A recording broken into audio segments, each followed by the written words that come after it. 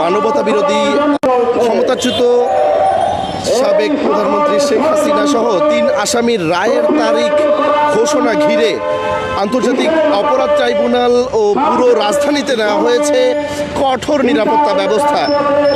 এবং আজ বিচারপতি মোহাম্মদ গোলাম মর্তুজা মজুমদারের নেতৃত্বাধীন আন্তর্জাতিক অপরাধ ট্রাইব্যুনাল 1-এ রায়ের তারিখ কিন্তু ঘোষণা হবে এবং এই রায়ের তারিখ ঘোষণা ঘিরেই কিন্তু নিষিদ্ধ ঘোষিত আওয়ামী লীগ ঢাকায় লকডাউন কর্মসূচি ঘোষণা করেছে এবং তারই একটি প্রভাব কিন্তু পুরো দেশ জুড়ে পড়েছে, যেটা আমরা দেখতে পাচ্ছি। এবং এই মুহূর্তে চট্টগ্রামের যে নিউ মার্কেট এলাকা, সেই নিউ মার্কেট এলাকায় কিন্তু চট্টগ্রামে জামায়াতে ইসলামের একটি অবস্থান কর্মসূচি আমরা এখানে দেখতে পাচ্ছি এই মুহূর্তে ঠিক নিউ মার্কেট চত্বরে।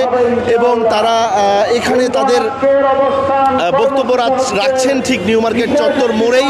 এবং জামায়াতে ইসলামের যারা নেতৃস্থানীয়রা রয়েছেন তারা সকলেই কিন্তু আজ এই নিউ মার্কেট চত্বরে এসে তাদের বক্তব্য রাখছেন। এই লকডাউন ঘিরে তাদের অবস্থান তারা পরিষ্কার করছেন এবং চট্টগ্রামের বিভিন্ন প্রান্তে আমরা দেখতে পেয়েছি আজ যেই সাধারণত যানবাহন যেই পরিমাণ চলার কথা রাস্তায়, সেই পরিমাণ যানবাহনই কিন্তু মোটামুটি চলছে বলা যায়।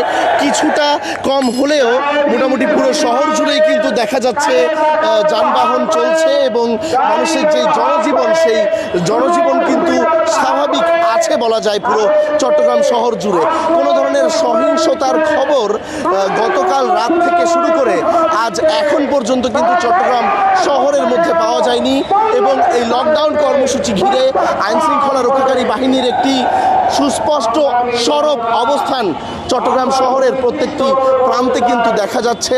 এবং চট্টগ্রাম নিউ মার্কেট চত্বর, যে নিউ মার্কেট চত্বর আসলে চট্টগ্রাম শহরের প্রাণকেন্দ্র বলা যায়, সেখানে আমরা দেখতে পাচ্ছি এই মুহূর্তে জামায়াতে ইসলামীর একটি অবস্থান কর্মসূচি এবং তাদের বক্তব্য চলছে একের পর এক এবং তারা স্লোগান দিচ্ছেন।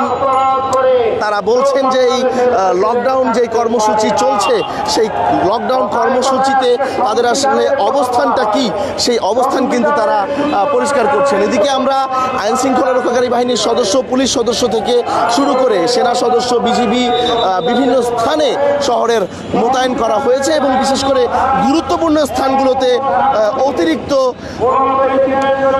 যেটা নজরদারি সেটা করা হচ্ছে। এবং এই যে অবস্থান কর্মসূচি, এই অবস্থান কর্মসূচি এই মুহূর্তে চট্টগ্রামের যে নিউ মার্কেট এলাকা, সেই নিউ মার্কেট এলাকার একদম মোড়েই কিন্তু হচ্ছে।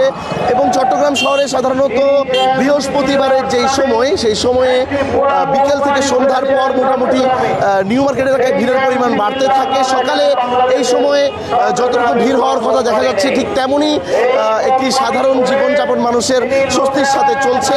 তবে একটা জিনিস লক্ষ্য করা গেছে যে ব্যক্তিগত যেই গাড়িগুলো রয়েছে, সেই গাড়িগুলোর উপস্থিতি রাস্তায় তুলনামূলকভাবে কিছুটা কম ছিল। আজ সকাল থেকে চট্টগ্রামের যে অফিস পাড়া, আগ্রাবাদ এবং জিসি চত্বর থেকে শুরু করে নিউ মার্কেট মোড়, সকল জায়গাতেই কিন্তু এই ব্যাপারটি কিন্তু লক্ষ্য করা গেছে। এই মুহূর্তে চট্টগ্রামের নিউ মার্কেট ঠিক মোড়ে জামায়াতের অবস্থান কর্মসূচিতে আমরা যেটা দেখতে পেয়েছি যে রাস্তার ঠিক মাঝখানেই অর্থাৎ চত্বরে, নিউ মার্কেট চত্বরের ঠিক মোড়েই কিন্তু তারা তাদের অবস্থান কর্মসূচিতে তাদের বক্তব্য দিয়ে যাচ্ছেন একের পর এক। সকালে আমরা ফজরের নামাজের পর শিবিরের একটি মোটরসাইকেলের শোডাউন কিন্তু দেখতে পেয়েছিলাম এবং গতকাল রাতে চট্টগ্রাম নগরের বিভিন্ন বিএনপি বা অন্যান্য রাজনৈতিক দলগুলোর এবং সংগঠনগুলোর বিভিন্ন ধরনের অবস্থান কর্মসূচি কিন্তু আমরা দেখতে পেয়েছিলাম। এবং চট্টগ্রাম পুরো শহরটি ঘুরে আজ যেটা আমরা দেখতে পেলাম যে চট্টগ্রাম নিউ মার্কেট মোড়ে কিন্তু এখন আমরা মোটামুটি ভারী যানবাহনের উপস্থিতি কিন্তু এখানে আমরা দেখতে পাচ্ছি।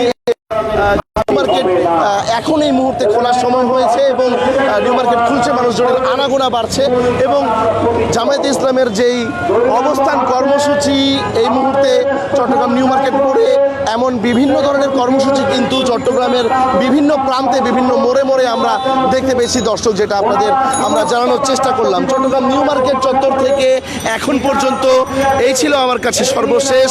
সঙ্গে ছিলাম আবির আহমেদ। সংশ্লিষ্ট সকল